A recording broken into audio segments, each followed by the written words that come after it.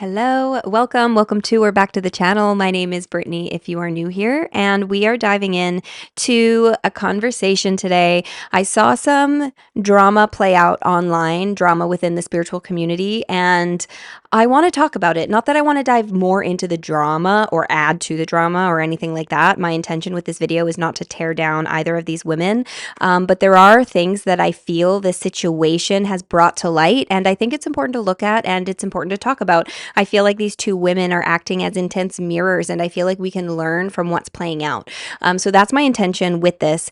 Being completely honest, this is the second time I'm filming this video. You guys, the first time I filmed it, I spent a lot of time with this is my, I guess, my point with this. So you might see clips from the other video. Anyway, so if you're seeing me in different outfits, that's why. Also, one thing really quick, what I'm also going to talk about is I'm going to dive into red flags and green flags to look out for within leadership within the spiritual community. And also, if you're looking for a retreat to attend, kind of like what green flags to look out for versus what red flags to look out for, because we're living in a time where we need to listen to our own discernment and our own intuition over anything. Like everything that I say today is my opinion. So trust yourself, trust your opinion. You can agree with me, you can disagree with me. I would love to hear your reflections in the comments below. Please keep it respectful. So I know that this is a little bit of a longer video. So just to break down exactly what I speak about in this video, I start out talking a little bit about the drama that's going on. I give a little rundown. I then dissect specifically Shell's videos because to me, that's where majority of the alarm bells were sounding. I look at her videos and I speak to the distortion or the darkness that I see within those videos because I feel it's important to bring awareness to. And towards the end, stick around to the end because I also look at Shell's offerings and I speak to the red flags that I see within her offerings. And this dives into what I also talk about. I talk about cult-like dynamics,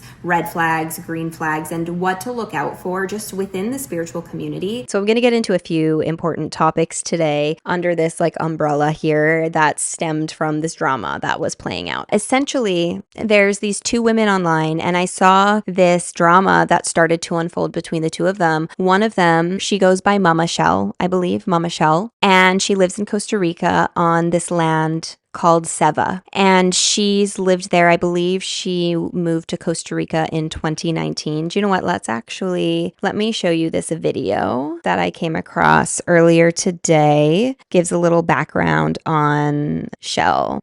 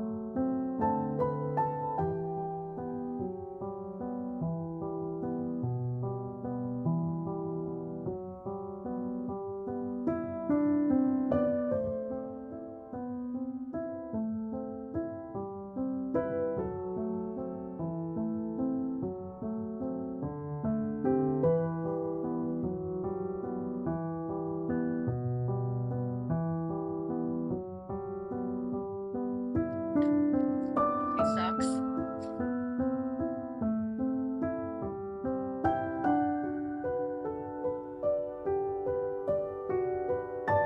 Okay, Shell, so how many weeks are you today?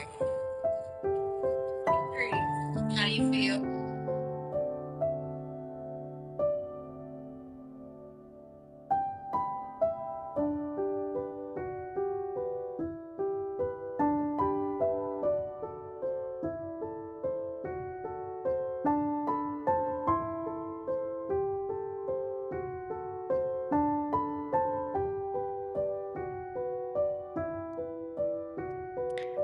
Okay, so she landed in Costa Rica September 11th, 2019. Oh, wow, and today's September 11th. Interesting. Maybe that's why she posted that video recently. It's been 19, 21, 2, 3, 4, 5. So she's been there, I guess, for 6 years. She's been on this journey for 6 years. So that is one of the women, and it's beautiful. The land is beautiful. It's amazing that she's adopting animals and all of this stuff. I want to make that clear. Like, that's so there's so much beauty in that. And this drama that unfolded, this other woman, Madison, this is from what I've gathered, okay? From what I've gathered. Correct me if I'm wrong here, if you know and I'm wrong. But from what I've gathered, she picked up her life and went to go live on this woman's land because this woman invited her to the land, I think, to work together or something like that, because I believe these two women have some sort of history together. And essentially, within a short period of time of Madison getting to the land, there was some sort of falling out. And Madison I don't know if she's found another place to stay yet, or she's currently looking for another place to stay. And from what I've gathered, Madison completely picked up her whole life. I think she was living in California or another part of the world and picked up her life to go live here. So she is going through a massive tower moment right now. I could only imagine leaving your life behind to start fresh, only for that door to get slammed in your face. So it's just very interesting. Why is this transpiring? What is going on here? And I'm not going to get to the nitty gritty of the back and forth of what's going on. If you're curious about that, like, go check out their pages. And one thing I want to say first and foremost is we only know the parts that are being played out online. With this drama, we only know the parts that are being played out online. Guarantee there's more stuff that happened behind the scenes that we don't know of. It's like we get both views based on their own differing perspectives, and guarantee there's more to the story, right? So without getting into the drama, let's talk about what this is showing us. I want to share this comment with you. I think this person is the real MVP, honestly. I saw this comment under the Mama Shell's video. It was the video of her showing the receipts, like the text messages. And this comment reads, "I am so grateful to observe this unraveling as so many distortions and delusions are illuminated. I thank you both for showing me once again. It is me I am seeking, no one outside of myself. No need to follow anyone, no other woman to look up to or seek guidance from. It's already within me. I tend to elevate other women as higher than me, wiser than me, but this has revealed to me that I was so deeply believing in a lie. Thank you for offering this container to remember." Ooh, and I have chills reading that. Like, Cassie, I see you, sister. I just feel like that was such a beautiful comment, because you know what? We're all human at the end of the day, and it's so easy to pedestal other people. It's so easy to pedestal other people, you guys. Like, I've done it. I'm sure you've done it. Like, it's a very, very real and human thing. But to pedestal someone really is, you're only setting yourself up for your own disappointment, because if you put anyone on a pedestal, they're going to disappoint you because they're human. At the end of the day, we're human. It's like, I always say, like, don't put me on a pedestal because I will disappoint you, period. And I know I shouldn't put anyone on a pedestal because they will only disappoint me. Because by putting a person on a pedestal, what you're doing is you're creating a version of them that you created in your head. But that version is not a reality if you have them placed above you, because the reality is no one is above anyone else. We all have a seat at the table. We are all equal, period. And it's so easy to pedestal people, especially within the spiritual community, especially when you're newer on your journey, right? Because we haven't been taught how to connect to that well of wisdom that lives within us. So I loved that comment. I wanted to share it. I feel like that's one of the beautiful lessons that we're learning from this whole thing playing out. And I feel like it's a very valuable lesson. You don't need anybody else other than you. You have everything that you need from within you, all of the answers, X, Y, and Z, and we're all human at the end of the day. And that's the beauty of this world, right? We're not perfect. We're not supposed to be perfect. So that's one thing I wanted to say. So again, I don't want to get into the nitty gritty of like all of the drama that played out, but I am going to showcase a few pieces, like some clips and my reactions to those clips, because I feel like they're important to talk about. It's important to bring awareness to some of these things, especially within the spiritual community, right? It's easy to place people on pedestals and stuff like that. And that can be very dangerous. That's how cults form and that sort of a thing, right? It's like we place this person on a pedestal when in actuality, right, they're human, and that can turn into a very dangerous dynamic. But one thing that was very clear with the messaging is there must have been a lack of communication. Communication is so important, you guys, in any relationship, any working relationship, any platonic relationship, any familial relationship, any romantic relationship, like any sort of relationship. It's so important important that you have good and clear communication. Now, I'm going to speak to my own personal experience. Personally, I do a lot of work with a woman. Her name is Holly. You probably know that if you've watched my videos and stuff before. I hosted my first retreat with her. Her and I created an online community together. We do online healing circles together. We have a podcast together. Like, we do a lot of work together. And in order for us to really work together, we really needed to build a solid foundation, a solid relationship first before doing business together, because we needed to really learn how to communicate with each other. The universe put us through our own initiations, let me tell you, and maybe I'll add a clip from the video where I talk about it. But this is why communication is so important. You guys, having the ability to communicate with people that you live with, people that you work with, especially people you are in business with, having the ability to listen, to understand, not getting defensive and not saying this is your problem, that's your wound. It's listening to understand, having uncomfortable conversations, speaking your uncomfortable truths, having the ability to receive another person's uncomfortable truth.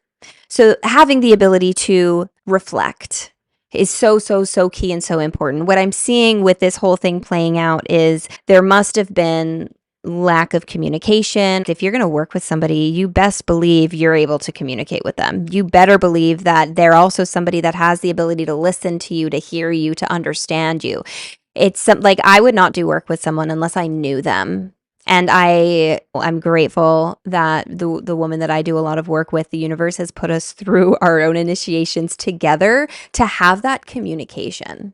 We have had some very uncomfortable conversations, but as a result of that, we work so beautifully together and we respect each other. And I just can't, I mean, who knows what life ever throws at you, but I can't imagine something like this happening with me and the woman and Holly, like the woman I do work with, just because we have that communication. We both have the ability to sit, listen to each other because we respect each other. We see each other as equals. Okay, there's no superiority. I don't see myself as above her. She doesn't see herself as above me. Like, we see each other as equal. So because of that, I respect and listen to her. When she brings something to me, I sit and I listen, even if it's hard for my ego to swallow, because that has happened before, with her and I both ways. And we've both been in the position where we needed to bring forward our truth, which is not easy. And we've both been on the other side of it where we needed to sit and really look and check ourselves and reflect on our shadow. And we've built such a deep connection that we have that ability to communicate. Just don't get into bed with someone unless you have that ability, unless you respect your partner and you know that they also respect you, because I think a key piece is respect, and I feel like this must be lacking here. If you're doing this work, and collaboration is so important, because 2 minds, 3 minds, 4 minds are better than one. We're not meant to do it alone. We're not meant to live out our mission alone. We're all here on this mission helping Earth through this transition, and we all have a very important integral part of that mission. One mission is not above the other, and what you'll notice in these missions is the weaving together of missions. You'll be working with other people, and that's where true miracles lie, is when you have the ability to co-create with another. But in order to do that, you need to have the ability to sit, to reflect on your shadow, to listen, to understand. You need to not see yourself as more evolved or better than or anything like that, because that can turn very, very toxic. It's a different dynamic than like a boss and an employee.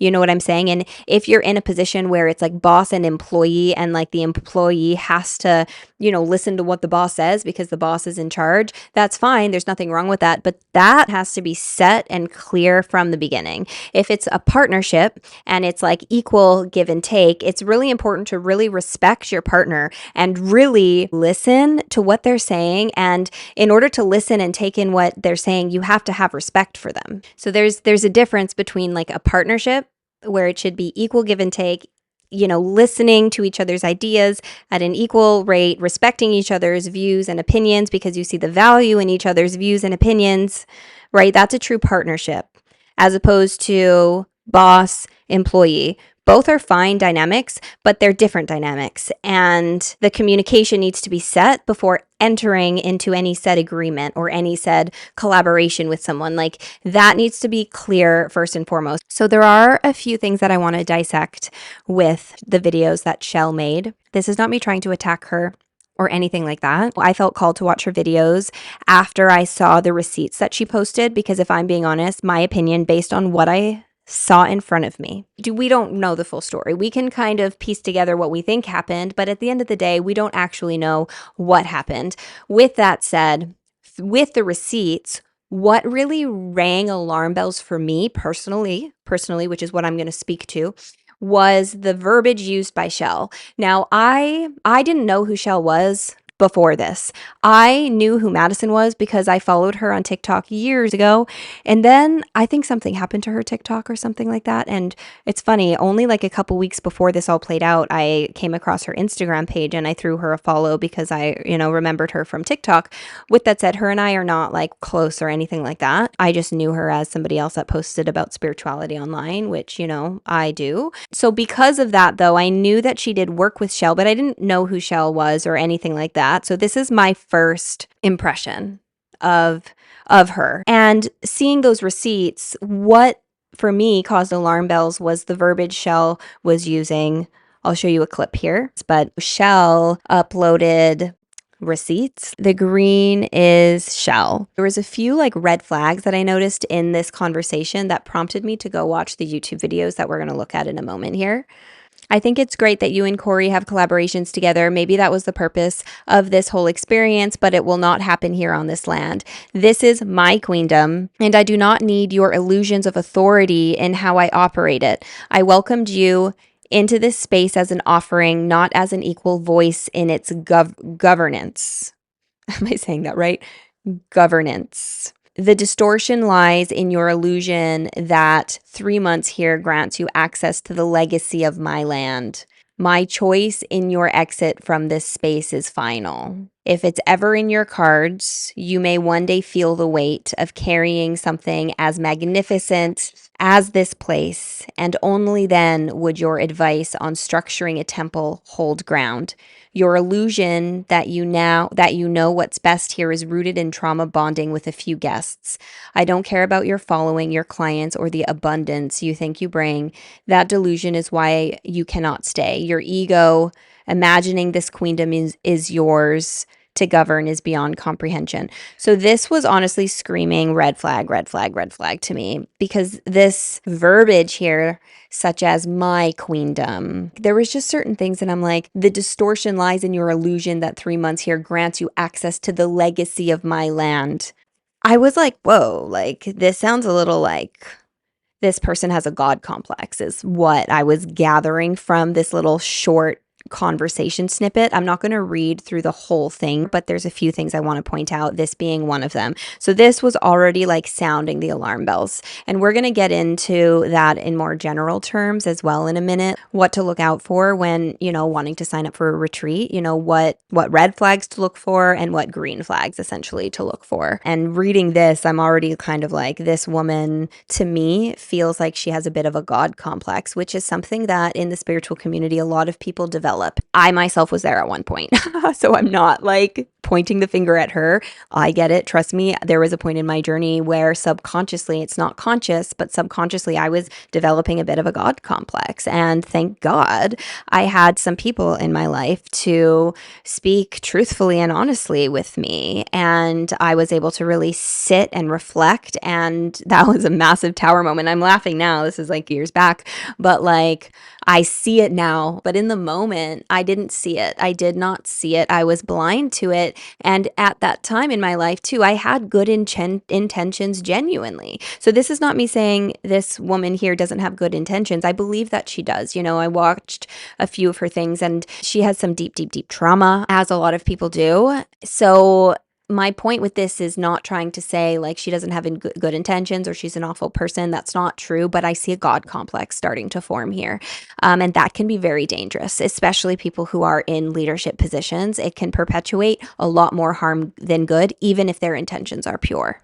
Even if they have good intentions are not enough in this space, especially if you are hosting and holding space for other people. Because when people come to a circle of yours or to a retreat of yours, they are trusting you, especially if there's plant medicine involved, because that's a whole other thing. There is plant medicine involved in these retreats, which is another, I don't want to say red flag, because plant medicine has been a huge part in my journey and I'm definitely an advocate for it. With that said, plant medicine is another thing to be so mindful of, depending on where you're going and who is serving the medicine. Who is actually serving the medicine? How well acquainted are they actually with the medicine? Have they learned from the indigenous people? Have they spent years learning from the spirits, from the indigenous? And I don't know how it goes on in their retreats, in this or in her retreats, because there's a few, to me as a viewer, and I'm going to point this out to you guys, and I'm seeing some red flags here, and I'm going to go through that in a moment. But going back to what I was saying, it's a huge responsibility. With great power comes great responsibility. And if you are holding space, that is a huge responsibility. That is a huge responsibility, because the people coming to you often are in a vulnerable place.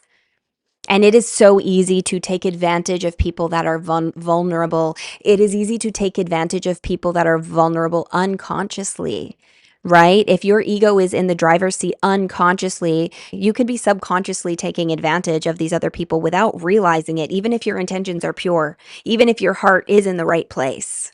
Because what I'm seeing through this whole thing is a lack of awareness. And that got me to, I got curious after seeing that.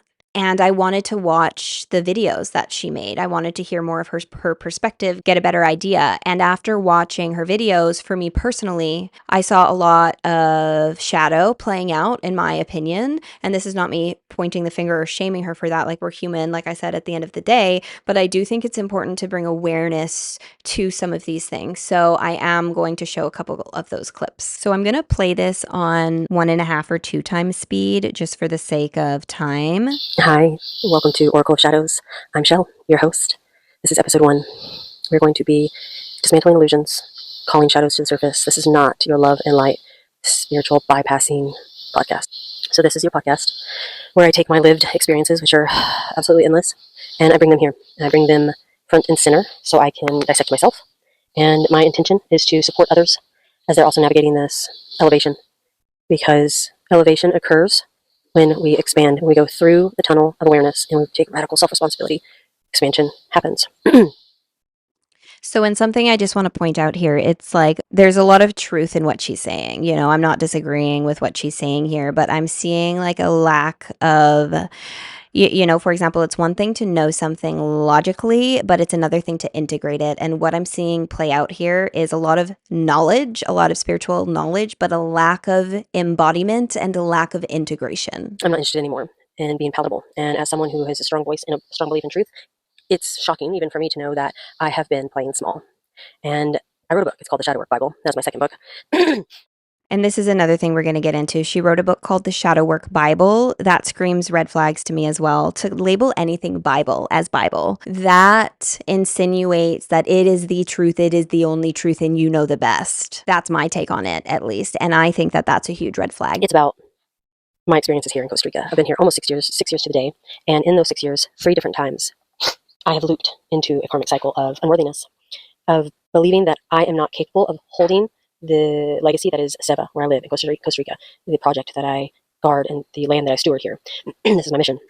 And when I recognized this just recently, like yesterday, when I recognized that the reason I am in the current situation that I'm in the shadow that I'm processing, and with these people that I am, is because I didn't believe in myself. But the truth is, I outsourced my power. I outsourced my legacy because I didn't believe that I could hold it all at the strength that I am, at the level of intensity that I am. My medicine isn't love and light. My medicine is not sugarcoating what it is. It's like radical honesty and holding boundaries, because I have my ego. And then the farm where I am now came. This is the ultimate. This is my temple. This is my queendom. This is my castle. It came, and at the same time came pregnancy. And not believing that I could handle or hold all of this, I invited in another woman. I invited her into my castle, hoping that she would support the mission. But instead, she felt she had some authority over the castle. And so I invited her into my castle. And the invitation was confused with authority. And with all due respect, I've been doing this for 6 years. I've been holding space for people for 6 years. I've been managing big properties and doing all of this on my own for 6 years. Nobody has helped me, financially anyway, which is all of our stress. So let's be honest here. No, it's not about money, but it's about money. Because if you can't fucking pay your bills, then you have nowhere to live. And that's scary, especially whenever you know that this is your mission. So So there's a couple things that I want to say to that. Like the whole authority piece, she refers to this a lot, something about she mistook this invitation for authority over this place. And it just really sounds very almost like possessive, like she's the one in charge. This is her queendom. This is her castle. The rules all have to be her own rules. And she's not going to listen to what anybody else says, anybody else's opinion. That's what I'm getting from it. And I think that's very dangerous. Editing Brittany, you guys, I want to clarify a piece here that I don't think I properly clarified when I recorded this. At the end of the day, if you own something, you get to do whatever the hell you want to do with it. You know, it's up to you at the end of the day. If you own it, period, you have that authority over it. Absolutely. What's startling or what, presents a red flag to me is the verbiage being used. The energy around it feels, to me personally, I even want to say alarming. An example that comes to mind, if you are going to, my cat is trying to get comfy. If you are going to work for a company, let's say you're working for a hotel, the owner of the hotel runs it. The owner of the hotel gets to have the final say regardless of what it is. But if you have employees working for you, you're going to want to listen to what they have to say. You're going to want to make them happy. You know what I'm saying? You're going to want to make them happy. You're also going to delegate certain roles. Like the owner of the hotel, he needs somebody in charge of engineering. He needs somebody in charge of room service. He needs chefs, for the restaurants. I could almost guarantee you he's not going to be a master of every single thing. He delegates. He says, hey, I see your value. I see your value. I respect you a lot. Therefore, I give you complete power over this, for lack of a better word. I don't know, power, or, this is your area of expertise. This is for you to take care of. And I am going to leave that with you, trusting and respecting you. Also acknowledging the value you bring me as the owner of this place. I would not be able to do it all on my own. So I value and I respect you, and I want to make sure that this is fair and you feel good about this collaboration as well. Does that make sense? Because what this is giving, my nose is so itchy, because what this is giving is very much so not that. Anyways, I wanted that little disclaimer in there. At the end of the day, it's her land. Yes, she has the final say. What I also want to say is sometimes with that mindset, if you feel the need to be in control of everything and you're not listening to the people you have there to help you out, to bring you their expertise, if they're not fully comfortable with the situation, that's not a way to build a proper, solid working relationship with somebody. You know what I mean? Anyways, I'm going to leave it there. It's like any leader, any good, true leader in integrity will always listen to what other people have to say and what they have to bring forward to them. Now, this is not me trying to take away from what she's created for herself. Of course, you should be proud of yourself and what you've accomplished and what you've created for yourself. I don't want to take away from that, but there's a difference between being very authoritative. Editing Brittany here really quick. I said authoritative, but I meant to say authoritarian. There's a difference. There's a big difference. So I just needed to correct myself.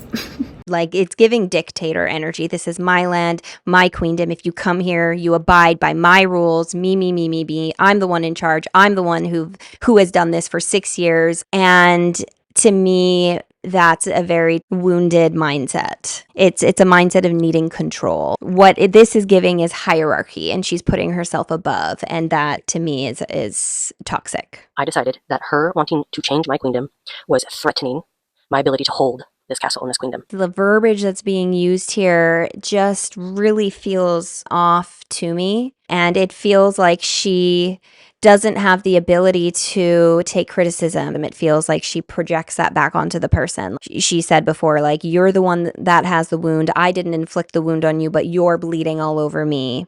When somebody brings something to you, and I've been on the other side of this, as I mentioned before, when they bring something to you, their experience, how they're feeling, or something they see, it doesn't mean there's no truth to that. And sometimes it could be hard for your ego to hear what's being brought forward And what's a lot easier is to project that back onto the person. And I see her projecting that back on as opposed to actually listening to what is being brought forward and reflecting and taking accountability. I see a lack of accountability here. But I know now my power. I know what this land holds because I removed my own fear from the experience in the last year.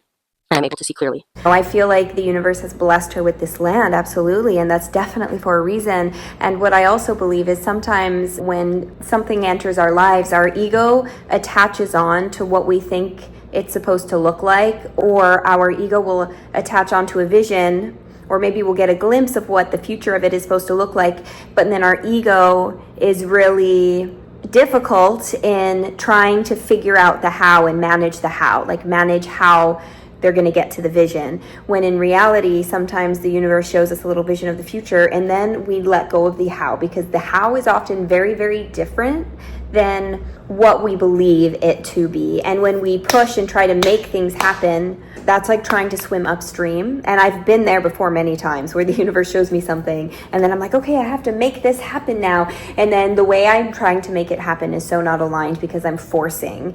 And then it ends up happening in a way I completely don't even think or expect. It happens, but never in the way I think. So I just want to kind of clarify that. I just feel like I'm not saying she can't hold it. That's not what I'm saying at all. I'm not saying she's not powerful or anything like that. But sometimes, if the universe, gives you a lot of land, like maybe how things unfold on the land is maybe different than what you think. Maybe the universe doesn't want you completely, I don't want to say like in charge. Yes, it's your land, it's your responsibility. You are, if you're stewarding it, that is your responsibility. But it's also being open to letting the universe align you with people who have differing perspectives than you and who can actually bring solid value to help the land grow its fruits and plant the seeds necessary to be planted. Maybe you're not supposed to tend to every single part of it on your own, and the universe didn't expect that of you, because you shouldn't have to work so hard in order to make it all happen. It's letting go and trusting that, hey, the universe is going to provide the right people, the right opportunities, when and how they're supposed to come along, as opposed to me trying to control every single aspect of the how. Does that make sense how I'm trying to explain that? And again, I'm not trying to tell her what to do with her land or whatever. She could do whatever she wants with it. From what I'm seeing off these limited resources, what I'm getting is I do feel like her ego is in the driver's seat right now. And she's also clinging on to control. And sometimes these lessons, not that she's not supposed to have the land or host people on the land or anything like that, but sometimes the universe will bring in situations like this to help open our eyes to our own blind spots. And I feel like there's definitely some blind spots here, as we all have our own blind spots. You know what I'm saying? So this is not me saying she's an awful person or anything like that. And again, this is my opinion. Years, and you've been doing it for months. So what you have experienced through the couple of people who have come through here is trauma bonding. I did say these things to her, but I should have said it in a different way. Is not my reality, and is not the reality, and it's not the truth of Seva. It's your truth. And you matched it with another person's truth, which gave it validation. And another thing, this whole thing with truth, like, yes, we all have our own truth, but there's also such a thing as the truth. As the truth. What is the truth? It meant like, hey, you're going to have 2 housemates starting December 1st. Oops, I shouldn't touch my screen. It felt like a shock to her system. And those are the words that she used for me. To me is, this is a shock to my nervous system. I feel like you're taking away my sovereignty. And in that moment, I should have heard her, because it was her truth. But instead, I just went, not owning that. This is not news to you. We had already discussed this. This is not news. But anyway, what I did instead was I just walked away and I didn't even acknowledge it. That is where she's telling me that she doesn't feel heard. Okay, my shadow work is going, yeah, but you need to take care of your own shit. That's your decision if you don't feel like sovereignty is yours. Is that right? Yes, it's my belief that we are responsible for our own energetic hygiene. We are responsible for everything that we decide that we feel about others and believe about others, because it's always a projection of ourselves. It's always a judgment of others. We want people to change for us to feel better. Same. I was in it. So this unlocked this reality of, okay, I got defensive.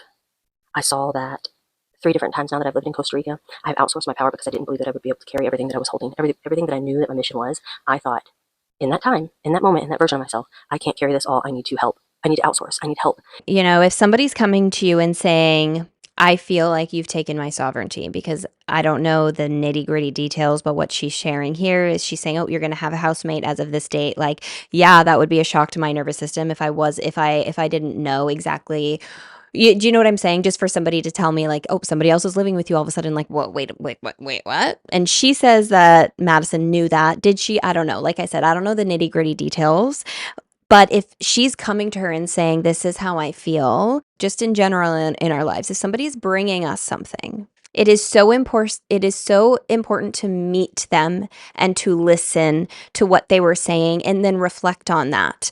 Not saying that every single time what the person is saying, because sometimes, yes, it can come from a wounded place and maybe there's not necessarily truth to what they're saying you're doing, right? I get that. But it's important to really reflect because sometimes and oftentimes subconsciously we can be hurting another person. So to deflect and to not reflect and to say this is your wound that's for you to take care of is spiritual bypassing. That is an example of spiritual bypassing in lifetime. Well, and just like that, we are back for episode 2, and this is called Tickets to the Smear Campaign. But guess what? They're sold out. Wow, I did not expect to be making the second episode so soon. This is not my first smear campaign. Remember that. This is my third, and I have become prepared this time. I have all of the receipts, I have all the information because I did what I needed to do to protect myself. Why? Because I understand how the ego works and how wounds work and how they absolutely love to hurt others when they are hurting. So what I have done is collected all of these receipts for you because what is being exposed through one lens is only one lens. I cannot believe I'm back here already. Let me share a little bit with you.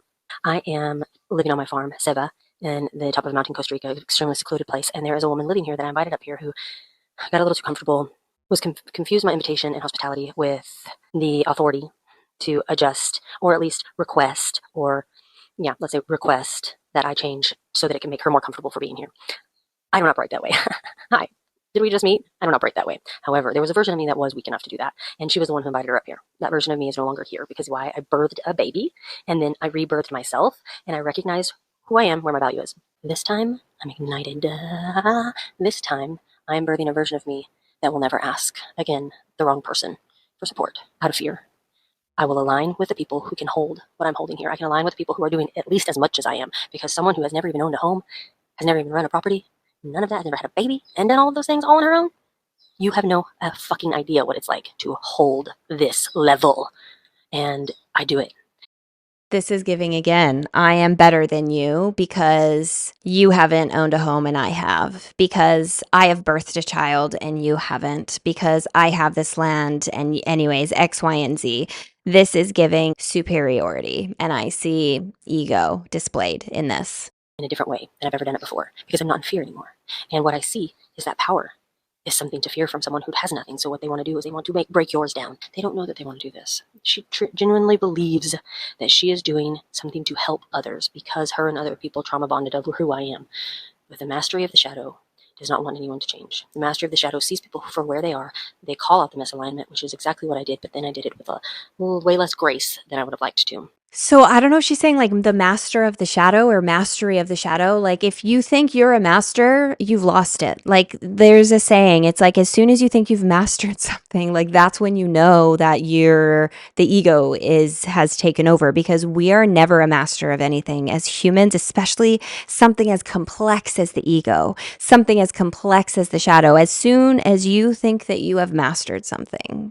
But fucking look at me now. I did it. All of these things are exactly the way they're supposed to be because I needed to remember. Deeply, deeply remember who I am. And now I'm standing on business. And it feels good. And I'm going to get a little petty because, like I said, this isn't my first smear campaign. So I came with receipts, baby. I came with receipts. So this, honestly, like... it's just sad, honestly, watching this. Like, to me, this is somebody who has their ego in the driver's seat, essentially. And one thing that I want to mention, she's mentioned that this is her third smear campaign. Like she's mentioned that a few times. I don't know what the other smear campaigns are that she's referring to, but I can't help but wonder, okay, so this is a pattern. This is not the first time something like this has happened. This is a cycle that is repeating itself. And if it were me, for example, like if this is something that kept happening to me, I would get really curious. What am I doing to attract this in my life? What is the universe trying to show me? What are they trying to teach me? What are they trying to show me? Because this is a cycle, this is a pattern, and we repeat patterns until we learn the lesson. Do you know what I mean? And that's okay, right? Like we're gonna repeat cycles until we learn it. That's this human experience. But I'm noticing a pattern that's being repeated, and I'm just wondering if she is reflecting on that at all. Because yeah, there's something deeper going on there. I don't know what it is. I'm not claiming to know, but I know when something repeats, the universe is like, look closer. There's something you're not seeing. She said that my content was treating her as a case study, which told me that what I was saying was piercing the lens, was piercing the nerves of the truth, which is why she blocked me. And what she has said to me was that I was exploiting people, taking their money and taking it in, what did she say? And pouring it back into redesigning my house or something like that. So that little sly remark told me that she thinks that all the money that's coming in from the retreats is going into me redesigning my house. But guess fucking what? What she doesn't know, what nobody knows, because I don't need to tell people what I'm doing with my life, is whenever I wrote the Shadow Work Bible in the first 3 months, I made $10,000. Guess what I'm doing with that fucking money? Because it's mine and I earned it. I'm updating my house. That's what I'm doing, because I have a farm with 5 houses and I have been updating every single house but my own. We all can do whatever the heck we want with our money. Do you know what I'm saying? We all can do whatever the heck we want with our own money. This is not me trying to tell anybody what they should be doing with their money, but the energy around this, you guys, didn't feel good to me. And earlier she said something like, it's not about the money, but it is about the money. And one thing that I've learned on this journey, we're all on a mission. We're all on our own mission. If you are in alignment, you will always be provided for. The universe will always provide for you. And sometimes, that means going through different life experiences, and maybe some of those experiences is not having a lot of money. Maybe that's experiencing poverty so that you can learn in those spaces. There's purpose to all of it. So if you are focused on making money so that you can live out your mission, you are living it out from a place you shouldn't be living it out, if that makes sense. You should just be focused on doing what you need to do and trusting that if you're in alignment, the money will come. And if the money is not coming, there's something there that the universe is like, hey, I'm not giving you all of this money quite yet because there's more for you to learn. We want to make sure that we move through all of these money wounds before all of this money comes, so that when the money does come, you are not greedy with the money, you do good with the money. And this is not me saying she's greedy. She could update her house. She could do whatever the heck she wants. Do you know what I'm saying? But just the energy of this and the way she's presenting it just feels dark to me. And there is a comment that I saw here, another comment that was more of a negative comment, if I'm being honest, and I wanted to kind of react to this.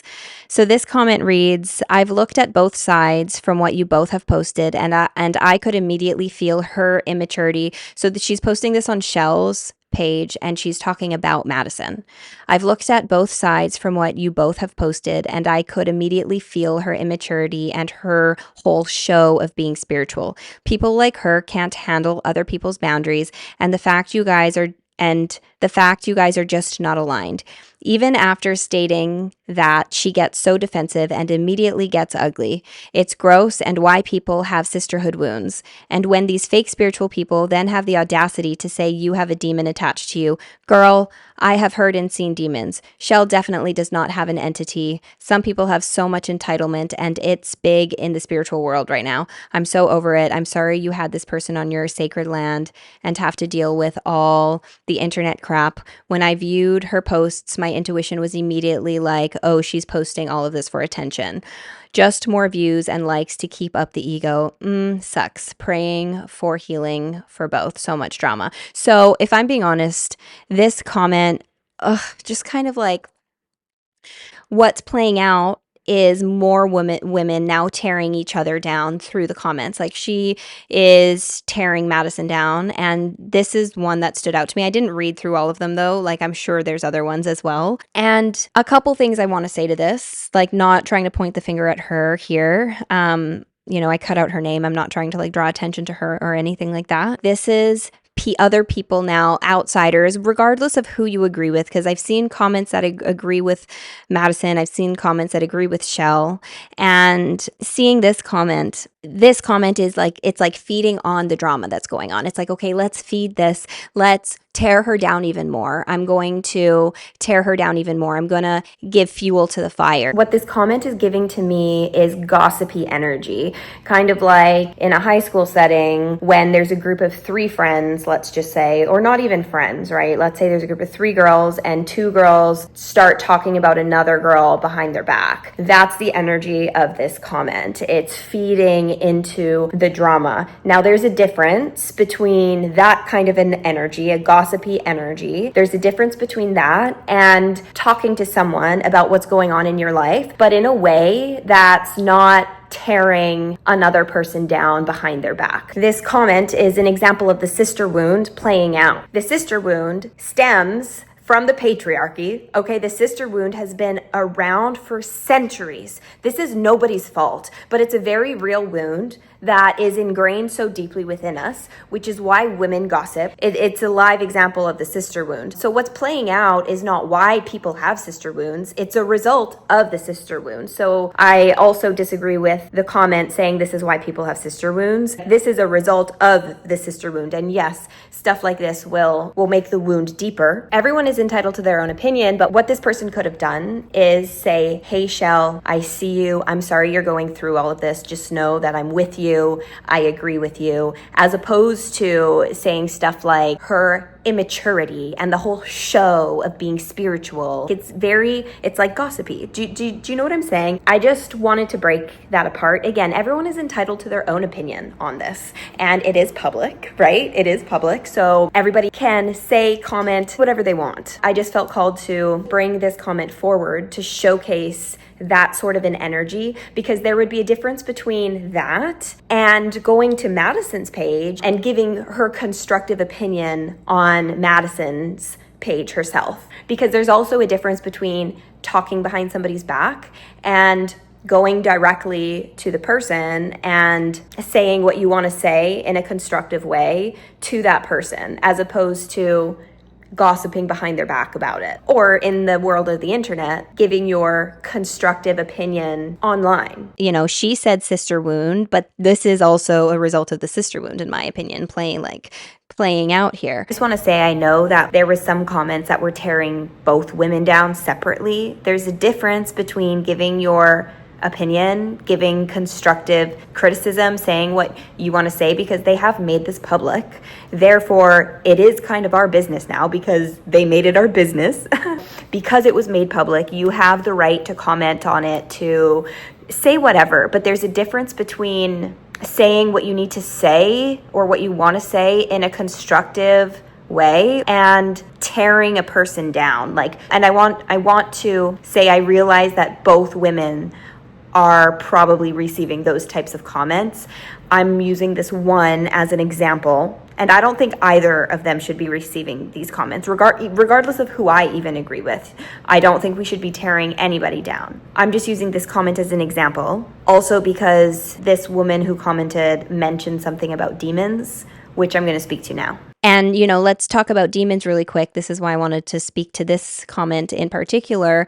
You know, she says the audacity to say you have a demon attached to you. Like, I have a whole video on demons. I highly recommend you watch if you're interested in that. So I've had a demon within myself before. So I've had this personal, I had a personal experience. And essentially, my experience with demons, do you know what? I'm going to insert a clip from my video, because I talk about it in my video. Because what she's telling people is a lie. And whenever someone calls you out over and over again, telling you that you're the darkness, you have a demon attached to you, that is their own projection of themselves. False. No, this is another thing, because I did see in their thread, Madison did say, you have a demon attached to you. And honestly, from what I've gathered, I feel the same way. You should watch my video on demons, okay? Nothing to be afraid of. Essentially, really quickly here, a demon, and there's so many different sources and there's so many different energies out there, but what I believe a demon to be, we all have wounds, right? We all have wounds. The ego is extremely smart, extremely intelligent, and when you have a wound that has not been given love, has not been given the attention that it needs, it has the ability to create a life of its own, a consciousness of its own from within you to protect you. And I know this because I've experienced this, and this is how Spirit has described it to me, at least, keeping in mind that there's so many different ways to describe these things. But this is one form of a demon that I've experienced because I had one within me, and a lot of us do because of the wounds that we have, rooted within us, so that are so deep within us. And what Spirit showed me is as a result of this wound that hasn't been given love, because that's all it needs at the end of the day is love. It has the ability to create a consciousness of its own. But because it was created within you, a lot of people lack the awareness that there is a separate entity living within them. And that's why murders happen. That's why people do the shit that they do, is because something within them takes over. And it's not always as dramatic as a murder or something like that. Years ago, when I really started having magical, mystical awakenings, it can be very, very ungrounding. And, a lot of people are going through massive awakenings at very intense rates. And it could be very shocking to the system. It's so important to ground, because as I was awakening, this demon within me, my ego was growing at the same time because I was unaware. And it was a huge tower moment for me, but essentially I'm seeing like a similar thing playing out here, whether you want to label it as a demon or whatever, like whatever verbiage you want to use, it doesn't matter. Whenever someone calls you out over and over again, telling you that you're the darkness, that you have a demon attached to you, that is their own projection of themselves. So that's another thing. She says something like, if someone says you have a demon attached to you, that's a projection of themselves. That's not always true. Sure, I'm sure the two of them are mirroring things back at each other. Absolutely. Everything is a mirror, right? But at the same time, it's important to listen when somebody brings something to you, especially if you respect them, right? And it's somebody who cares about you. If it's a loved one, a friend, somebody who cares about you. And these two women have done work together before, so I assumed they respected each other. I assumed that they cared about each other, right? So if one of my friends, somebody I worked with, brought something to me and was like, I think there's something within you, I would sit with that. I would really sit with that and listen to what they're saying. I wouldn't just swallow it as truth right away, but I would listen to understand and then sit and reflect, because it doesn't always necessarily mean that they're simply only projecting their wounds onto you. There absolutely could be truth to what they are saying, because we are human at the end of the day, and all of us have a blind spot. Every single one of us has a blind spot. And to think you have mastered the ego, to think that you do not have a blind spot, to think that you only illuminate shadow is distortion. That is the demon, the ego within you that has convinced yourself of such, and that is dangerous. And you know what? I am beast mode. You know why? Because I shatter illusions. The illusions that people carry, that they can treat other people in a certain way and it not be reflected on their own pain and shadow. That illusion I will destroy all fucking day long. And this is why I get named villain. Because I don't sugarcoat it, because I'm not going to kid glove this anymore. Hey, I'm all about being the villain, all about like not sugarcoating things. Trust me, look at my other videos online. Look at my other YouTube videos. I don't like to sugarcoat things either. So let's not sugarcoat it. Let's be honest. What I'm seeing here is a leader that is dangerous. I see a leader who lacks the ability to reflect, who lacks accountability, who projects her wounds, that is perpetuating more harm than good. And I take self-accountability for everything. I don't blame anyone for anything, ever. That shit hits hard for people. She doesn't blame anybody for anything ever. I think that's a very bold statement. We're human. None of us are perfect. To say ever, you always take accountability, you don't blame anybody else ever, is a very, very bold statement. Dare I say that not truth can't be truth because we're human. That is denying your humanness. That is you saying that is denying your humanness. We're human, right? You're human. None of us are perfect. Ugh. Okay, so those were a few clips that I just wanted to point out to you guys. And it's interesting because it's like, why did they have to take it online? They could have kept this behind the scenes. And there was a video where Madison basically said, it is my duty to speak the truth because there are women who are coming here and they deserve to know the truth. You know, for me personally, if I were to go somewhere and I saw distortion and I knew that somebody was holding space and they were not in integrity, they didn't have the ability to hold that space. And if they were not listening to me, I too would do what I needed to do. I would speak my truth. I wouldn't try to, you know, completely smear the person or anything like that, but I would absolutely speak out because you know, if you know somebody is potentially going into harm and you can prevent it, that's your responsibility as humans, right? Like if you see someone that's about to walk into a room and you know that room is full of booby traps, you're going to speak up and say something. Do you know what I'm saying? Like it is your duty, it is your responsibility to speak up and say something. And after you speak your truth and warn the people about the booby-trapped room, that is then completely up to them if they choose to walk into the booby-trapped room or not. Maybe their intuition is still guiding them into that booby-trapped room, you know, and that's their journey because maybe there's an experience for them in there that's going to awaken something within them or free a part of them, or maybe there's something for them to learn and the only way for them to learn it is to walk into that booby-trapped room. You know what I'm saying? So I'm not saying like it's your job to control what other people do. No, it's like speak your truth. You know, if I were to experience something and then I see somebody else that's about to walk in there, I'd be like, hey, just so you know, this was my experience. And then they have the free will to choose what they want. So that's why Madison is speaking about it online. She has a video explaining that as well. And I also think it's important to bring awareness to these things, which is why I talk about stuff like this on my channel. It's important to bring awareness because there's so much spiritual bypassing that happens in the spiritual community. We are shifting and changing. Earth is going through massive shifts and changes right now. And in order to really make those changes, we have to see the darkness for what it is and acknowledge it and recognize it. And that's the only way to actually integrate it. We can't bypass it. Oh, just don't look at that. Just focus on you. Don't look at the darkness. Don't look at it. Just focus on yourself.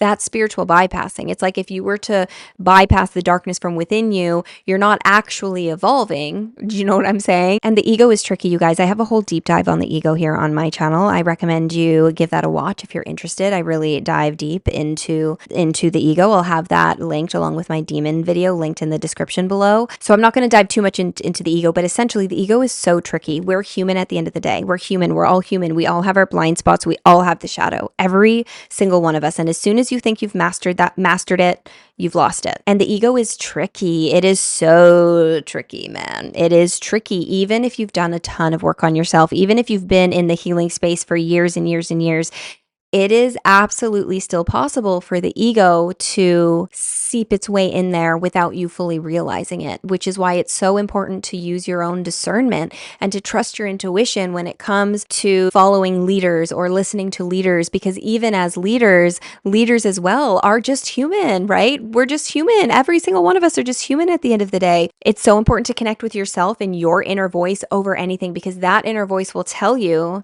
when something feels off. Even if you can't name exactly what it is, it's trusting that feeling that arises within you, because there's truth to that feeling, even if you don't necessarily know how to name it quite yet. For me personally, from what I saw, the alarm bells rang because of the verbiage used in the messaging on Shell's part, which caused me to dive into her stuff. And that's what sparked the video. With Madison's videos, personally, like, there was nothing that was really sounding the alarm bells, in my opinion. We're human at the end of the day. None of us are perfect. So there was nothing that was really like blaring in my face. What was blaring in my face was, again, the verbiage on Shell's part, which caused me to deep dive into her. But looking at, Madison's stuff, I understand a lot of the verbiage that she uses. She does use very spiritual language and spiritual lingo, and I could understand how that's a turnoff for some people, and that's okay, right? We're not meant to be liked by everybody, but with what Madison speaks about, I also don't think there's anything wrong with like using your lived experiences and creating as a result of your experiences. This is not me saying, having an experience with someone and bashing them online, but it's like, okay, I'm having this experience. I'm learning from this. I'm going to speak to what I'm learning through this experience, because I do that as well with a lot of my content. Like a lot of what I make is based on what I've experienced in the past. And a lot of the wisdom that I have is because of experience that I've had in the past, as it's the same way for everybody else. You know what I'm saying?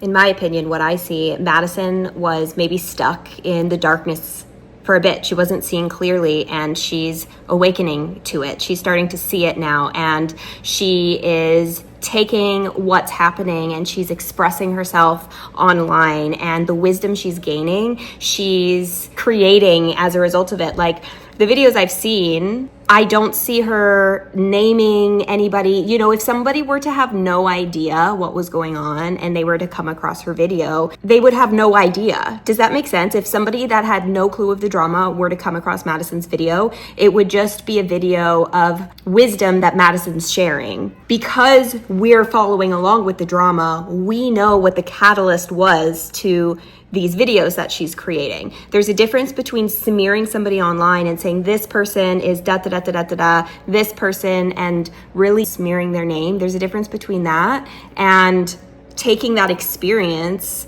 and sharing the wisdom that you've gained as a result of said experience.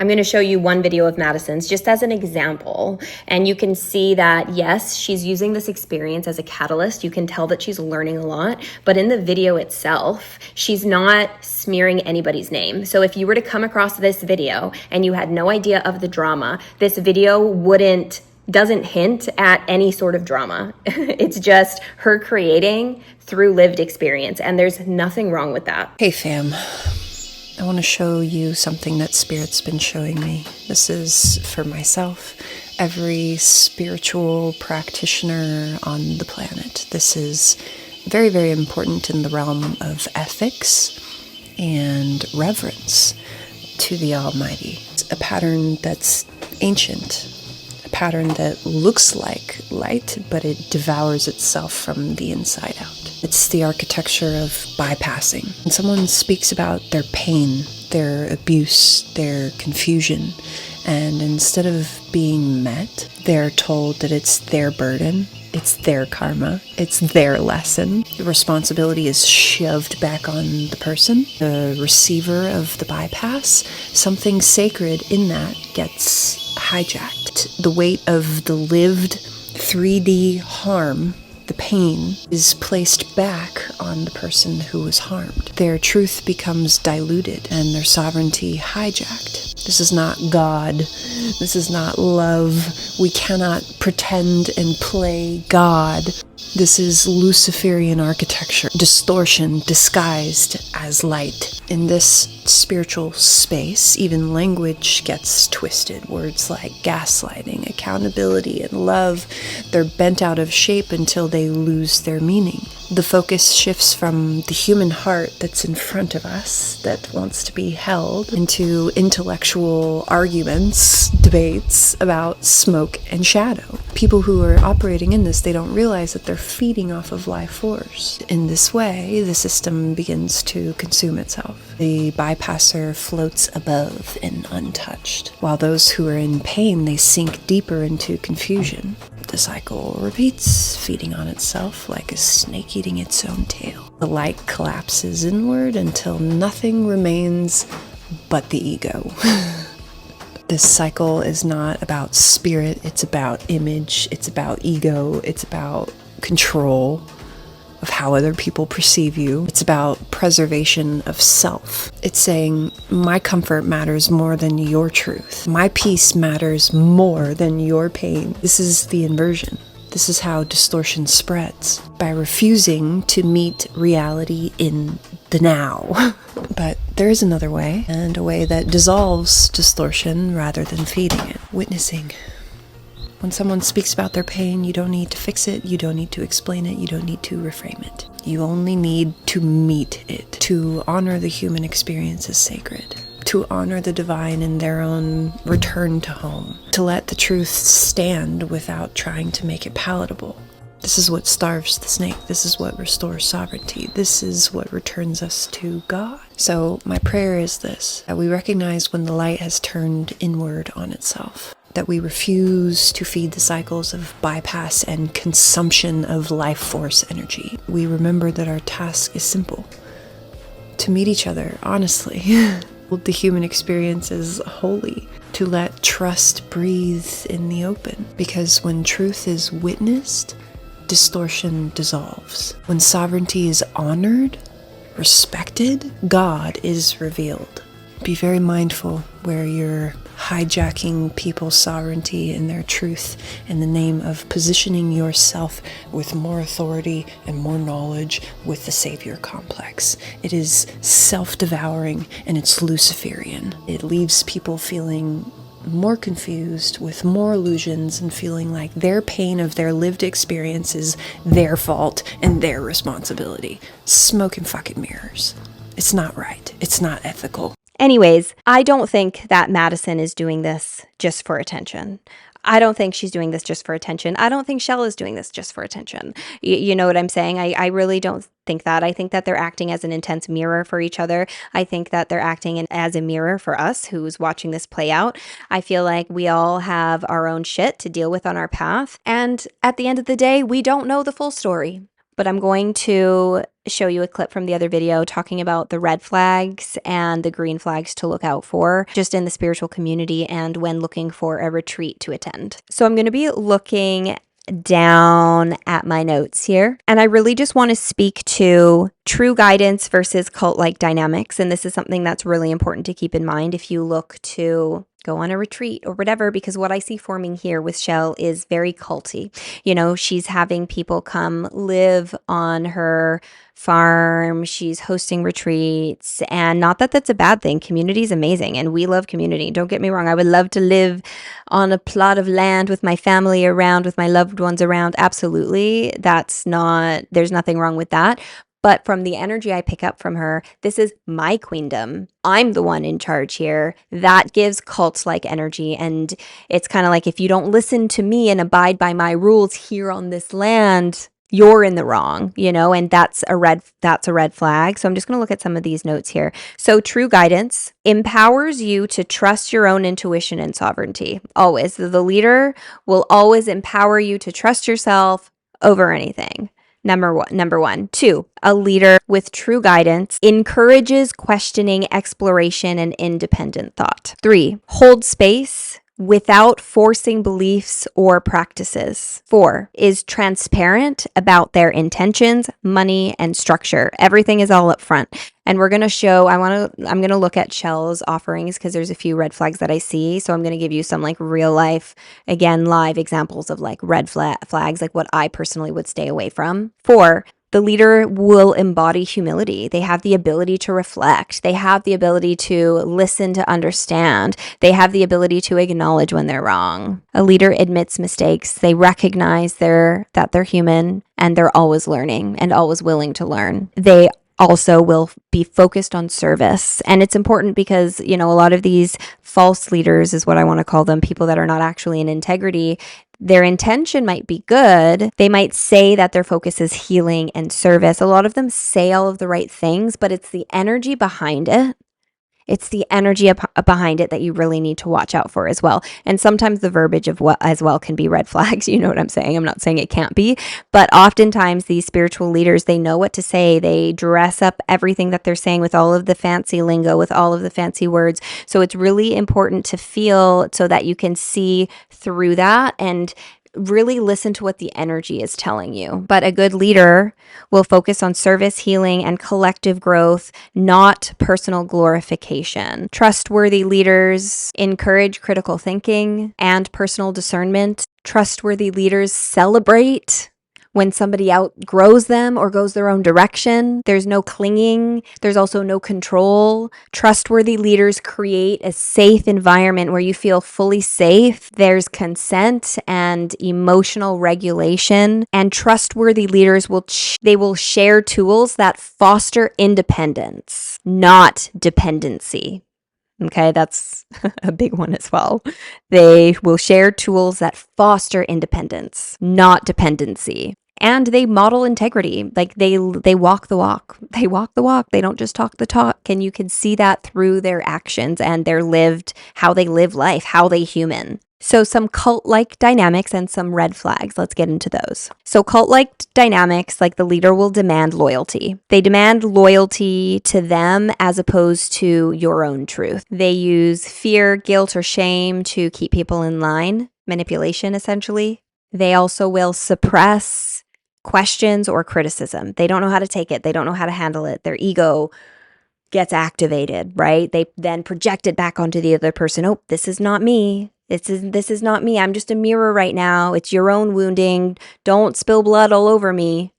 Okay, that's another red flag. Another red flag is often these leaders will over-promise transformation. They'll over-promise enlightenment, or they'll guarantee enlightenment. And I'm going to show you this in real time when we look at Shell's page. Yeah, her offerings. And often these leaders place themselves on a pedestal. They might not say it, but they feel like they are the chosen one, or they are the one that has all of this healing ability. They are the ones that are on this mission, and da da da da da. And they might not say it because they might logically know that we are all equal, but the energy behind it, right? They might have this superiority or this God complex. And they also will like place themselves on the pedestal as like the only channel of truth.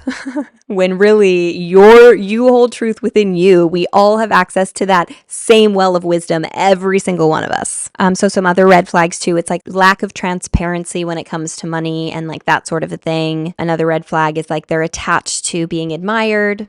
You know, they you could tell it feeds their ego. They like that feeling when they're admired, you know, enjoy that validation that they're receiving. I actually experienced this. I went to a retreat that I knew I was called to go to, and I was called to go because I was being taught what not to do, if that makes sense. Like I was, and that's a whole other, I could do a whole other video on that.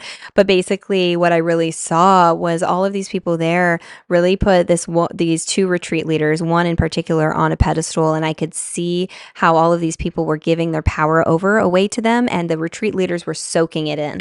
They were soaking it in. They loved the validation that they were getting, and it made me physically nauseous. Like it made me sick to see, and it was giving a very culty energy. I'm like, oh, this is how cults are formed. Not that the retreat leaders intended have that intention.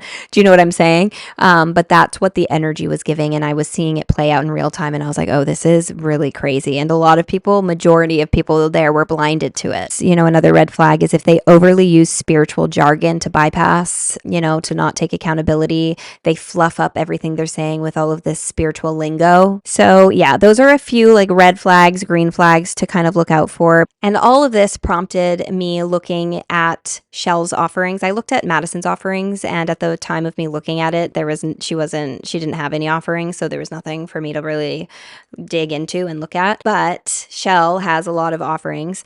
So I looked and read through some of her offerings, and there was alarm bells personally that were sounding as I was looking at her stuff. Is this saying that she's a bad person? No. Am I saying that she's evil and da da da da da? No. I just feel like it's important to, I just think it's important to bring awareness to. And again, this is my opinion. You can disagree, but this is what I get from looking at all of this. Okay, so we're just at her page, 280.9K followers. She's got a large following. So again, the Shadow Work Bible, you guys, to me, this is a big red flag. Bible, if anybody labels their work as Bible, I just feel like you should be so mindful.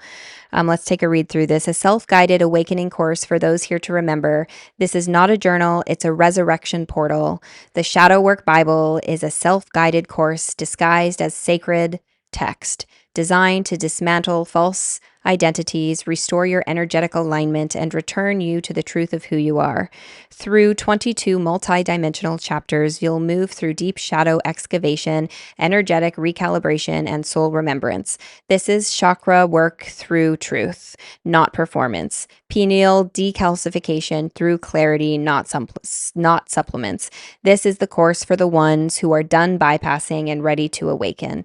Inside, you'll receive 22 high-frequency teachings, journal prompts that reveal what's been hidden, somatic practices to release stored trauma from the body, soul messages that realign you with your original blueprint, access to our private Heartbeat community portal. The Heartbeat community is where this work comes alive. This is not social media. It's a sacred off-grid space to share your truths, your mirrors, your resurrections. You'll be invited to the Holy Mirror, a living space where daily reflections, shadow patterns, and multi-dimensional conversations unfold. field. You're not just receiving a book, you're entering a field of others doing the same deep work. You'll move energy from the root to the crown, reopen blocked centers, and begin to see clearly again. This is how you break karmic cycles. This is how you release inherited survival patterns. This is how you activate remembrance, cell by cell, truth by truth. So I'm not saying there's nothing good in here. I mean, I have no idea. I have not seen this book before. I will not be purchasing this book, but this screams red flags to me. Again, it showcases a few of the red flags I just talked about. It uses a lot of spiritual jargon. It's over promising healing essentially, and I feel that you need to be very weary of that. And also just the fact that she titled it Bible is a huge red flag to me. I also wanted to show you this. Let's work together in Costa Rica. Come to Costa Rica, where reclamation begins. Whether you're staying privately with me at the farm or joining a group retreat by the sea, this is where the stories collapse. My medicine is excavation. Why can't I say that word? My medicine is excavation of buried truths, fractured timelines, and the parts of you've disowned. Through multi-dimensional shadow work, somatic body work, and sacred medicine allies, I guide you into the root of your distortion so the real you can return. This isn't healing light. This is the work. You know, this also over promises healing and transformation. It also uses all of the spiritual lingo, and it directs her as the source of the healing in a way. Like, I guide you into the root of your distortions. No, you don't. No, you don't. You have the ability to hold space for people who can then guide themselves to the root of their distortions. Nobody needs anybody outside of them. That's, again, giving this pedestal energy. You need me. I am the healer. I guide you to the root of your distortions. Huge red flag, you guys. This is something I would stay far away from. And this, again, is my personal opinion. I want to make that very clear. I have not experienced one of her retreats firsthand, but me personally, seeing this, I would stay far, far away from one of these retreats. And I would, from what I've gathered, I'd stay far away from even living on her land because I just wouldn't want to be in that energy. It gives very culty energy. Not saying she's not doing good things. I'm sure there's other good things on here, with the animals that they've rescued. That's beautiful. Donate to Seva Farm animals, the cacao and herbs and what they're growing on there. I'm not saying it's all bad, but as somebody looking for a retreat, I would not go to this person to help guide or lead, because to me, what I see is a lot of their own shadow that they're yet to recognize from within themselves. And this is not me saying she's not supposed to have the land or anything like that. Like, she was definitely given the land for a reason. And yes, she probably is meant to host people. Maybe she is meant to create a community. I'm not saying any of that is untrue, but what I am saying is currently what I'm getting is a lot of shadow still present, very much so present. And I feel like the way it's going personally currently, I would stay far away from it. I feel like maybe one day it has the opportunity to grow into a beautiful community and to support many different souls. I'm not saying that's not possible, but in order to get there, I believe personally that there has to be something that shifts within that energy, because the energy currently is dark. That's my opinion. I see ego that has taken over, and this is how cults are formed. People always wonder how cults are formed. This is a live example. It's this sort of energy, this sort of dynamic. And that needs to change because we're human and we're all possible of change. None of us are perfect at all. And I believe none of us are perfect. So do I believe that energy can shift? Absolutely. Do I believe it can turn into something beautiful? Absolutely. But I feel like currently, what I'm seeing, like, I would stay away from this. You trust your intuition, you know what I'm saying? You make your own choices. I'm just sharing my thoughts. But I want to show you this really quickly too. So this is the Seva residency. Live on my farm for 6 months. You feel it, the pull towards something ancient and real. Not a new beginning, but a return, a remembering of how life is meant to feel. Seva is a living field of devotion created for those who are ready to step beyond survival, beyond convenience, and into conscious community. Here you are witnessed, not in your performance, but in your presence, not for what you do, but for who you are willing to become. Residency is a 6-month commitment into deeper integrity with the earth, yourself, and the path you are here to walk. Homes include simple essentials. The rest is cultivated by the spirit you bring. If you are being called to live in resonance with the land, to contribute your hands, your heart, and your truth, Seva is already waiting for you. Apply now. Yeah, so this too, it's like there's not really a lot of information here. It's like I don't want to like have to give my email and my name to get more information. There's just lack of transparency kind of like across a lot of things. And homes include simple essentials like okay, like what does it include? Like what is required of me when I go there? Like don't get me wrong, to go live on land like that for 6 months would be beautiful, but what are you expecting from me?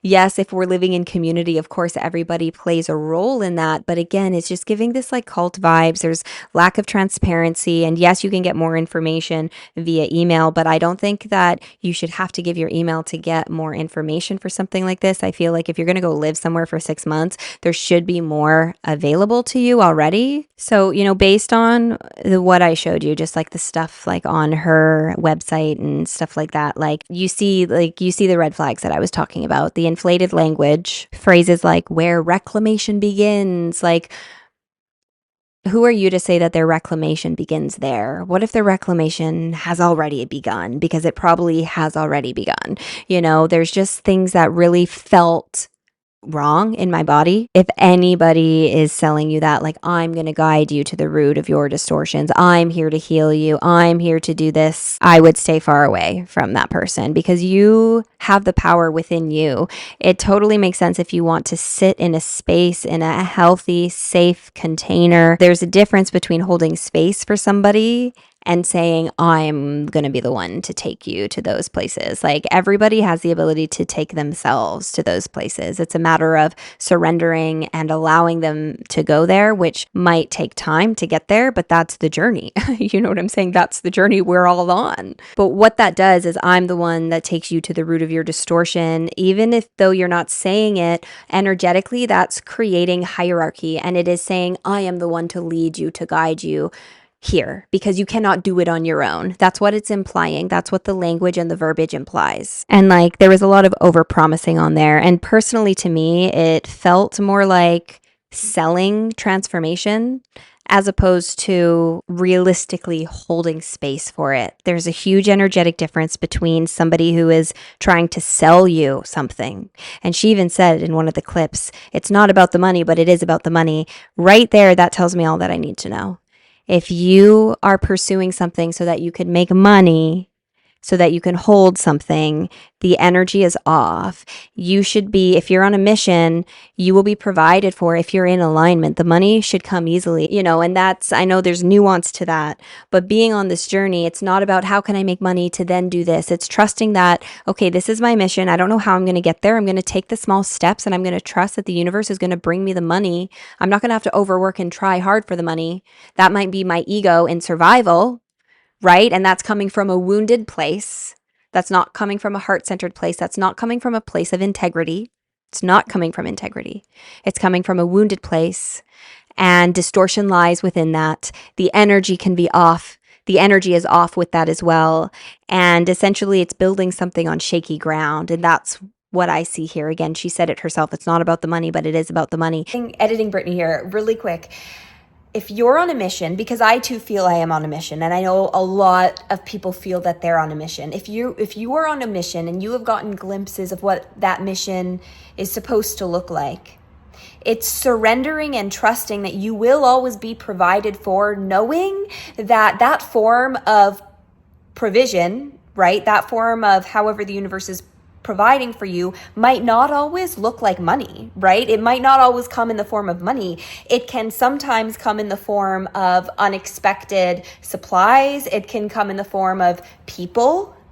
It can come in so many different ways, and you need to be open to receiving whatever that might look like. If you're closed off because you're trying to control how to get to where you think you're being guided to go, if you're trying to control it and say, oh, well, I need money for this, I need da-da-da-da-da, that's controlling how you're going to get to your goal, as opposed to trusting that that's where you're going. You're on a mission. Your only job is to surrender, to trust, and be open to the many different ways and forms in which the universe wants to provide for you. And what I'll tell you through experience is that the universe will often not provide in the ways in which you think you should be provided for, if that makes sense.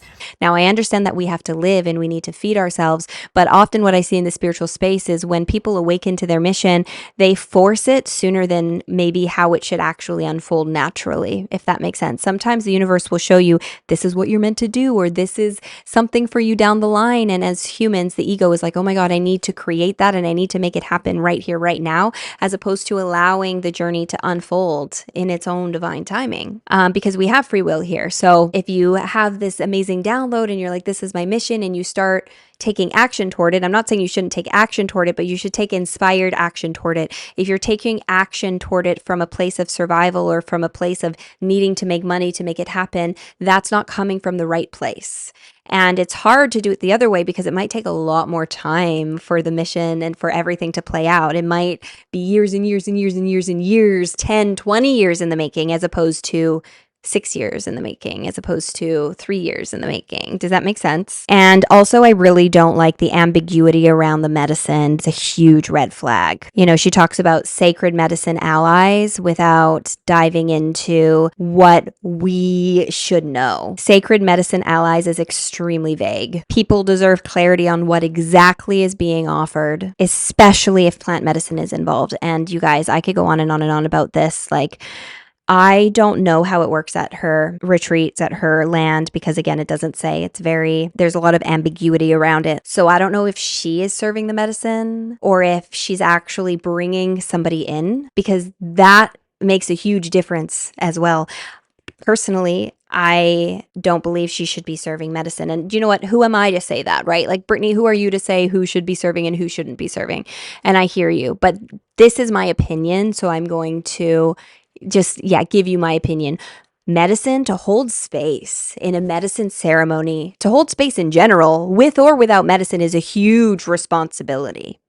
A huge responsibility, because what comes out in medicine ceremonies, a lot of darkness can come forth. A lot of darkness can come to the surface. And if you do not have the ability to hold the space for that, or if you haven't done enough work on yourself yet to hold space for it, your shadows can come out in that circle, and you can then feed on the life force energy of other people without even realizing it. I want to give an example of how an unchecked ego can subconsciously be feeding on the life force energy of somebody else in a circle or in a ceremony. So let's say you're the one serving the medicine. And the person who came to sit with the medicine, maybe they're really struggling. They're going through a tough time. Okay, they're going through a hard time. And maybe they need some help. Maybe they need you to hold their hand, or whatever it may be. They need some help to move through whatever they're moving through. Somebody in a position of authority there with an unchecked ego, to go over and help, that could be dangerous, because the person who's struggling, for one, they're in a very vulnerable situation, okay? And I've been there before. Like, I've been that very vulnerable person before. I've experienced this firsthand, which is why I can speak to this. Like, when I tell you one of my hardest journeys, and I have full body chills as I recollect this, and it makes me emotional, because how vulnerable I was. And this was, for me personally, it was in an ayahuasca ceremony, but I know any sort of plant medicine can put you in a very vulnerable situation. Potentially, you could be in a position where you're helpless. So you need to fully trust that person that's coming to help you. If that person that's coming to help you, who's serving the medicine, if their ego gets some sort of validation from helping you, that's distortion, and that energy is out of balance, because it's making them feel better about themselves. It's making them feel worthy. It's making them feel good because you need their help. It makes them feel like they need me. They wouldn't be able to handle this without me. And unconsciously, that could be feeding a part of their ego. And that energy exchange right there is them sucking energy subconsciously, because they're preying on the other person's vulnerability. The other person's so vulnerable, and it's making them feel good about themselves because they're needed. Does that make sense? Like, I'm trying my best to explain that, and I know that might seem minor, but when I tell you it's not a minor thing, it's not a minor thing. I've experienced this firsthand, and I had to experience it firsthand to understand how dark that energy really is. One of my hardest journeys that I've ever experienced. That's all I'll say. And that's just an example. I'm not saying that she's doing this. I'm not saying she's doing this, but this is just an example of an unchecked ego, even if it's subconsciously, how dangerous that can be in a situation when the other person is very vulnerable. Your shadow can be feeding on others without even realizing it. Plant medicine is something that we need to showcase a lot of respect towards. They're some of our greatest teachers, in my opinion, and we shouldn't just be sitting and receiving medicine from just anybody. So that's another huge red flag, you guys. Like, I feel like I want somebody who's indigenous, somebody who has learned from the indigenous for years. I've sat with a few different groups before, and I've either sat with shamans themselves, or I have sat with people who have spent years, and I mean, when I say years, I mean 10 plus years, learning from the indigenous, living in the jungle, really learning from them. And of course, listening to their own intuition surrounding it as well. I myself have received the call to serve ayahuasca. And I know that I have years and years and years and years of learning before I could even come close to any of that. So my point with that is just be so mindful. If there's a space holding plant medicine ceremonies, ask questions. Who's serving the medicine? Because they don't explain any of it. They don't explain what traditions it's coming from, because there's so many different indigenous groups with different traditions. Do you know what I'm saying? And there's none of that listed anywhere. So to me, that's again another huge red flag. So I don't know if people are coming in, and if that's the case, good. Like, that's the bare minimum. But if they're the ones that are planning to serve the medicine, I think that that can be very dangerous. Essentially, we need to be so mindful of what leaders we listen to. Trust yourself, trust your intuition over anybody. Always listen to what the energy feels like. There's a lot of gurus out there. There's a lot of people out there doing this work, doing this healing work, who have not done, I'm not saying that she hasn't done any work on herself, but who hasn't done enough work on themselves to the place where they should be then holding space. It's like there's a lot of people holding space that shouldn't yet be holding space, because they need to hold more space for themselves. And hurt people, even if subconsciously. And I see a lot of red flags in this situation. I would stay far away personally from this whole thing. It feels very culty. It feels dangerous to me. And I feel it's important to bring awareness to. And this is not the only one. I want to make that clear. There's a lot of others out there too. You know, it's like putting spirituality on a display. There is like another video I saw. I'll show you this one really quickly too. It's showcasing clips of very like personal moments. And I've hosted a retreat myself. I'm not perfect. I still have a lot to learn myself. I want to make that clear. But I would never videotape people in intimate, vulnerable moments. Like, don't get me wrong. I've videotaped myself in vulnerable moments, because I don't think there's anything wrong with like sharing vulnerability. But if you're holding space and there's a camera there, even if a person consents to it or not, there's a part of them that knows that there's a camera there, and it can turn performative, and it's like trying to put spirituality on a display, which really rubs me the wrong way.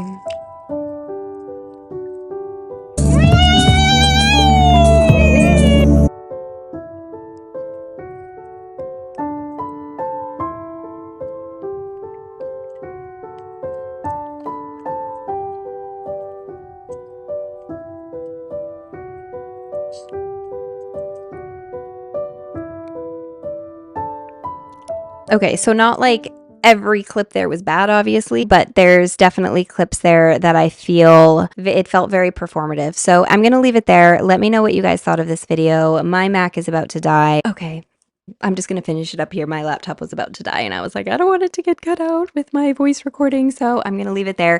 Let me know what you thought of this video. Respectful discourse in the comments. Again, don't go send this woman hate or anything like that. I just saw something playing out in real time, and I thought, do you know what? It's important to bring awareness to this because this is not the only situation. Do you know what I'm saying? She's being used as the example here, but please, please, please know that there's so many other people out there like this, and it's so important to listen to yourself over anything. Trust yourself, trust the feeling in your body, trust the energy, trust what that feels like. If something feels off to you, there probably is something off, and you don't need to put it into words. Like sometimes you feel the energy's off, but you don't necessarily know why. That's okay. That's okay. Trust the energy behind it. Trust the energy, especially as the world moves and shifts and we evolve and more chaos happens in the world. It's going to become more and more and more important to trust yourself and to trust your own discernment.